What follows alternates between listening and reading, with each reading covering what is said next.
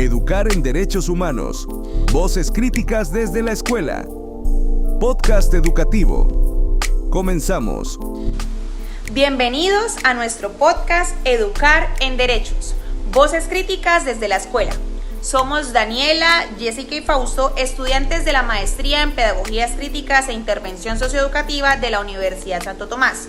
Hoy vamos a reflexionar sobre la educación en derechos humanos en Colombia, a partir del artículo de Valencia y Aravena 2022, cuestionándonos cómo se enseña, qué problemas se enfrenta y cuáles alternativas nos ofrecen las pedagogías críticas para abordar la enseñanza de los derechos humanos. Muchas gracias, Daniela. Y acá vale la pena preguntarnos sobre cuáles deben ser las políticas educativas a implementarse.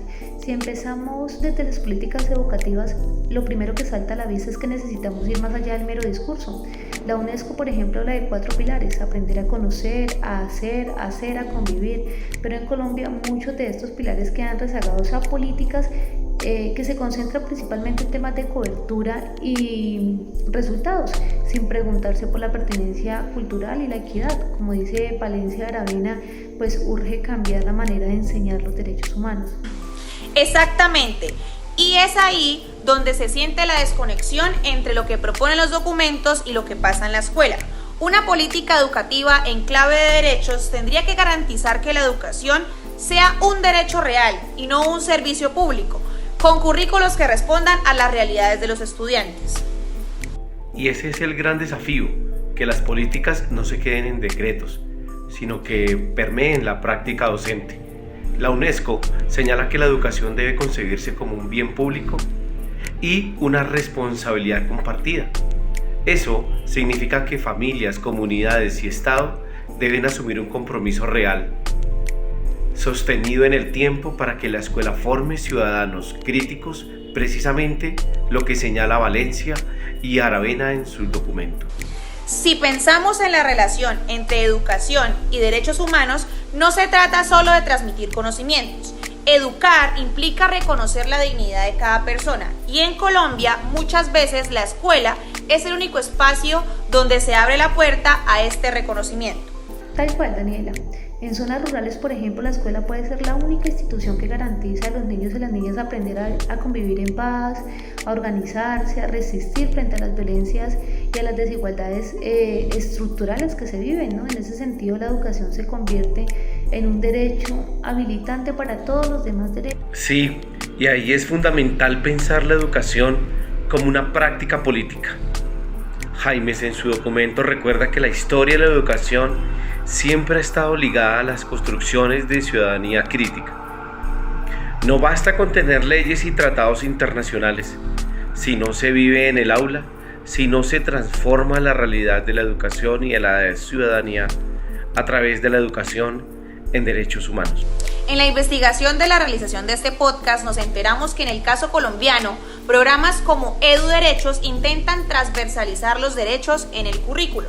Según el Ministerio de Educación Nacional, la idea es formar estudiantes que vivan en la participación democrática y el respeto por la diversidad, pero en la práctica muchas veces se queda en papel. Y por ejemplo, nosotros nos enteramos de este proyecto transversal por nuestra investigación, pero en las escuelas donde trabajamos no se maneja. Claro, porque los principales problemas siguen siendo la desigualdad, la violencia y la falta de condiciones para una educación integral. Como lo resalta Valencia Aravena, hay una desarticulación entre políticas públicas y las realidades escolares. Se habla de inclusión, pero todavía persisten prácticas autoritarias y discriminatorias dentro del aula. Y no olvidemos la formación docente. Muchos maestros no tienen herramientas pedagógicas para enseñar derechos humanos desde una perspectiva crítica.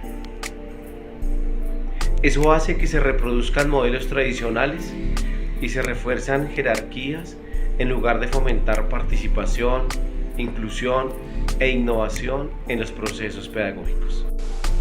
Entonces, la pregunta clave es: ¿cómo gestionar estos retos?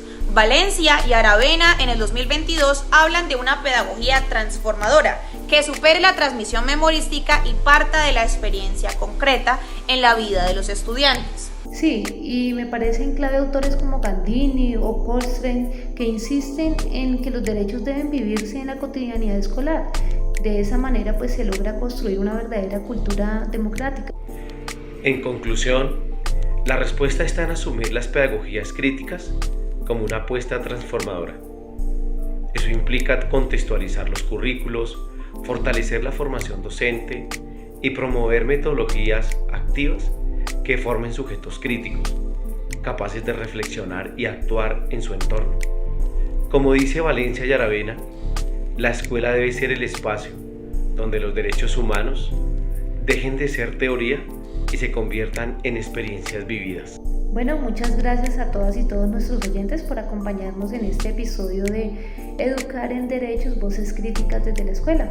Esperamos que las reflexiones compartidas hoy les inviten a pensar, cuestionar y también a transformar sus propios espacios educativos y comunitarios. Hemos finalizado, muchas gracias por escucharnos. Hasta una próxima ocasión. Educar en Derechos, Voces Críticas desde la Escuela.